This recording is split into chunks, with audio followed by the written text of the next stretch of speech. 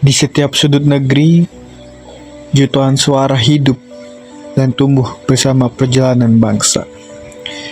Suara yang lahir dari harapan, perbedaan pandangan, kritik, hingga cita-cita akan masa depan yang lebih baik. Suara-suara itu bertemu dalam satu ruang yang kita kenal sebagai demokrasi. Bagi Indonesia, demokrasi bukanlah perjalanan yang singkat. Ia dibangun melalui sejarah panjang, melewati berbagai perubahan, tantangan, dan dinamika yang terus berkembang dari waktu ke waktu. Hari ini, demokrasi hadir dalam berbagai bentuk, dalam bilik suara saat pemilihan umum, dalam ruang diskusi publik, dalam kebebasan menyampaikan pendapat, hingga dalam partisipasi masyarakat untuk menentukan arah bangsa. Namun, di tengah perkembangan teknologi, arus informasi yang semakin cepat, serta beragam kepentingan yang muncul, demokrasi Indonesia juga menghadapi berbagai pertanyaan dan tantangan baru. Melalui dokumenter ini, kami akan mengulas dinamika demokrasi di Indonesia. Dari berbagai sudut pandang, sejumlah tokoh akan berbagi pandangan, pengalaman, dan harapan mereka terhadap masa depan demokrasi di negeri ini. Inilah dinamika demokrasi di Indonesia. Kalau menurut saya pribadi ya, dari lihat lingkungan, situasi, kalau menurut saya ini demokrasi sudah kebablasan. Sudah tidak direm lagi. Orang-orang atau masyarakat sudah menilai demokrasi ini sudah kebablasan. Makanya saya lihat banyak masyarakat atau tokoh-tokoh menyampaikan protes terhadap pemerintah itu sudah sedikit ke arah arogan. Karena saya bilang tadi, ini demokrasi sudah kebablasan dan mereka tidak pandang hukum yang ada di Indonesia ini. Itu dari saya. Ya, demokrasi sendiri kan artinya kebebasan ya. Kalau dari pemerintahan, kita memang di dalam pemerintahan ada aturan-aturan yang harus dijalani atau aturan-aturan yang harus kita patuhi. Tetapi dalam aturan-aturan itu kita juga memiliki kebebasan untuk mengembangkan wawasan, untuk mengembangkan potensi-potensi di dalam diri kita, para ASN atau para pegawai negeri sipil dalam menjalankan kewajiban kita, dalam menjalankan tugas-tugas kita, tetapi tidak melanggar dari aturan-aturan yang memang sudah ditetapkan. Karena memang sebagai ASN atau aparatur sipil negara itu memang mempunyai aturan-aturan yang memang sudah ditetapkan atau yang sudah digariskan dari pemerintah. Tetapi aturan-aturan itu sendiri tidak mengekang atau tidak membatasi kita untuk melakukan suatu kreativitas, suatu pekerjaan yang tujuannya adalah untuk kepentingan dan untuk kemajuan masyarakat. Ya, kalau menurut saya dinamika politik Indonesia itu semakin baik, semakin berkembang, semakin orang semakin tahu, terus karena semakin lama rakyat Indonesia semakin banyak, mereka jadi ingin tahu gitu. Dan itu sudah bisa diterapkan di rakyat Indonesia dengan sendirinya. Mereka semakin tahu, semakin ngerti untuk kedepannya seperti apa. Itu sangat baik buat mereka jadi ingin tahu gitu. Ya.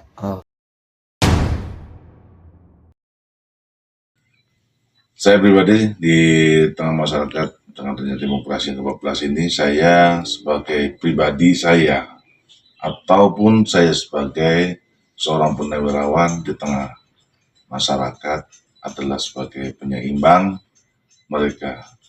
Saya juga memberikan wawasan terhadap mereka apa itu demokrasi, bagaimana berdemokrasi yang sehat.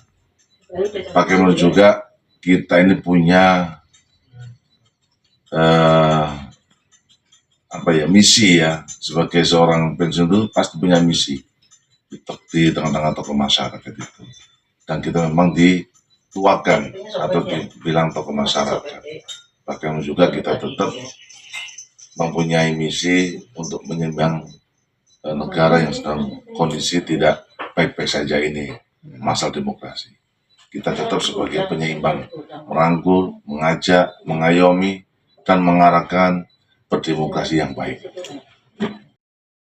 Di dalam mengambil suatu keputusan, pemerintah dalam hal ini tidak hanya mendengarkan aspirasi dari pemerintah sendiri, artinya tidak hanya mengambil keputusan itu hanya mendengarkan aspirasi dari aparatur sipil negara sendiri, tetapi kita menggait beberapa pihak, seperti misalnya kita mendengarkan juga suara dari tokoh masyarakat, kita mendengarkan juga aspirasi dari organisasi profesi, kita mendengarkan juga aspirasi dari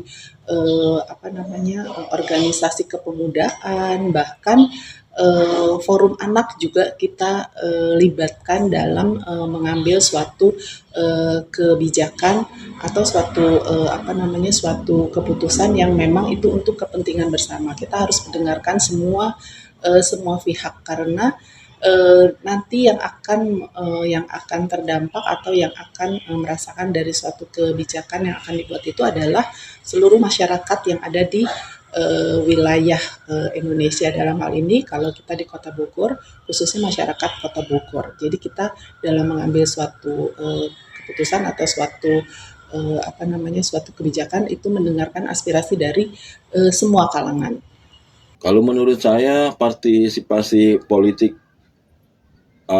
yang diterapkan sekarang ini terhadap masyarakat Indonesia ini sudah cukup baik, tapi tidak menutup kemungkinan ke depannya bisa lebih baik lagi di masyarakat gitu, lebih bisa dimengerti, dan kemudahan-kemudahan untuk masyarakat itu bisa lebih lebih gampang gitu birokrasinya gitu.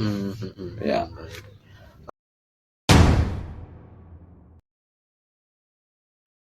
Untuk berdemokrasi sekarang ini, saya rasa rakyat Indonesia ini masih belum bisa menerima ya hidup berdemokrasi. Mereka masih berkelompok masalahnya, sifatnya individu, egois.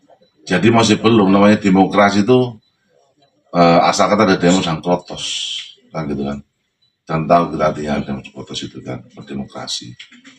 Kalau saya lihat untuk saat ini ya, kalau saya lihat pemuda rakyat ini kayaknya belum bisa menerima demokrasi yang sehat, karena banyak juga orang yang berkepentingan menyusupkan demokrasi di tengah-tengah masyarakat ini, sehingga masyarakat yang belum siap mentalnya untuk berdemokrasi, mereka terbawa arus, karena mereka belum dewasa, menurut saya belum siap ya, mereka masih egois dengan kependiriannya, mereka masih bersifat kelompok.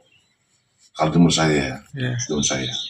Besar dari demokrasi kita saat ini adalah salah satunya dengan kemajuan teknologi juga ya, itu menjadi tantangan juga. Bagaimana kita harus mengikuti kemajuan teknologi yang ada, tetapi kita juga harus pandai melihat atau harus pandai memilih teknologi yang memang bisa kita ambil. Misalnya saja sekarang dengan teknologi yang super canggih ini, banyak pemberitaan bahkan antara hoax dengan yang benar saja kadang-kadang kalau kita tidak bisa atau tidak pandai memilah-milah, itu yang hoax itu kadang-kadang bisa menjadi sesuatu hal yang akan mempengaruhi atau yang kita anggap benar ya, padahal itu tidak benar. Nah itu tantangan terbesar kita dengan adanya dengan situasi sekarang ini, yaitu dengan teknologi yang kita harus pandai-pandai dalam memilah berita-berita atau pemberitaan-pemberitaan yang baik dan yang tidak baik. Kemudian juga dengan adanya di Indonesia sendiri kita banyak suku bangsa. Nah, itu juga banyak suku yang ada di Indonesia, itu juga yang menjadi tantangan di mana kita harus menyatukan semuanya, kemudian juga harus mendengarkan aspirasi dari semuanya. Tadi dalam mengambil keputusan kita juga harus tidak bisa tidak bisa hanya dari segi kita saja, tetapi kita harus melihat secara luas masyarakat yang ada di Indonesia ini, karena tadi masyarakat yang ada di Indonesia tidak semuanya masyarakat tadi berbeda-beda sukunya. Ada yang masih kondisinya itu yang jauh dari ibu kota, mungkin itu yang menjadi tantangan juga yang terbesar buat kita. Kemudian juga kondisi geografis juga di Indonesia ini yang sangat-sangat beragam. Dan tetapi dengan kondisi ini kita harus dapat memanfaatkan, harus dapat mengambil suatu manfaat positif dari kondisi-kondisi yang ada di negara kita ini. Tantangan terbesar ini politik di Indonesia ini, kita semakin harus mempunyai terobosan baru, karena buat kedepannya ini global ya, luar negeri sendiri udah mulai cukup di mata dunia itu sudah. Nah, kita harus harus mencontoh seperti kayak di luar juga gitu. Jadi semakin sekarang ini sudah baik gitu, cuma harus lebih baik lagi gitu, supaya kedepannya bisa rakyat Indonesia yang merasakan semuanya bisa lebih baik. Mencontoh negara lain gitu ya berarti. Ya, benar. Oke. Ya, harapan saya untuk kedepannya, mudah-mudahan rakyat Indonesia ini bisa berdemokrasi dengan sehat, sehingga apapun keputusan, ya kalau dengan demokrasi, dengan musyawarah, insya Allah semuanya akan berjalan dengan baik sesuai dengan harapan setiap insan manusia di Indonesia ini. Pasti kita ini pengennya sesuatu yang sehat, demokrasi yang sehat, sehingga tidak ada sesuatu yang dirugikan baik itu pribadi maupun kelompok.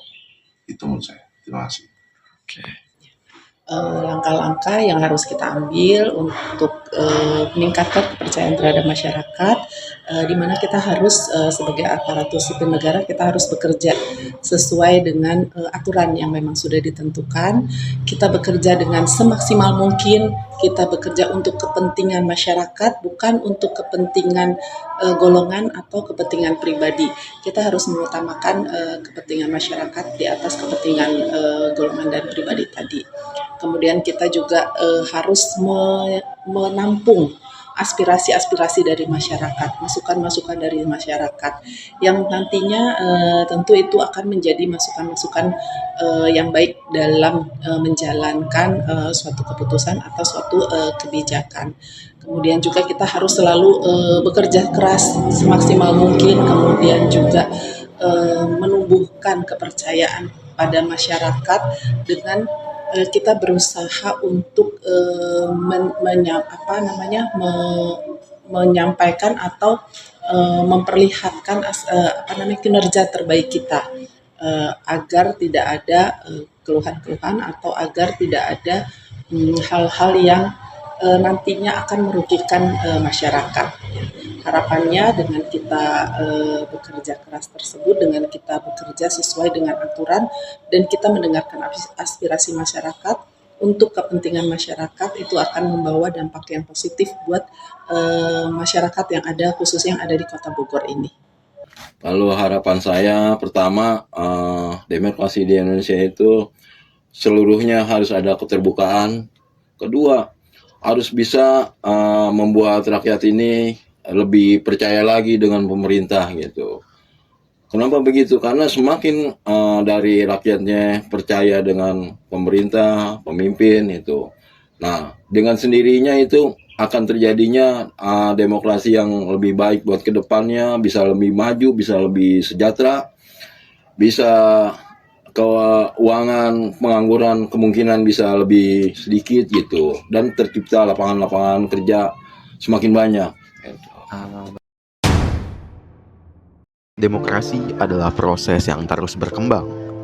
Ia tidak hanya bergantung pada pemerintah atau para pemimpin, tetapi juga pada partisipasi aktif masyarakat dalam menjaga nilai-nilai kebebasan, keadilan, dan keterbukaan. Berbagai pandangan yang telah disampaikan dalam dokumenter ini menunjukkan bahwa demokrasi Indonesia memiliki tantangan sekaligus peluang untuk terus bertumbuh menjadi lebih baik. Pada akhirnya, masa depan demokrasi berada di tangan seluruh rakyat Indonesia. Karena demokrasi yang kuat lahir dari kesadaran, kepedulian, dan keterlibatan bersama. Terima kasih telah menyaksikan dokumenter ini. Semoga setiap kisah, pandangan, dan pemikiran yang telah disampaikan dapat menjadi pengingat bahwa demokrasi adalah tanggung jawab bersama. Sampai jumpa pada cerita berikutnya.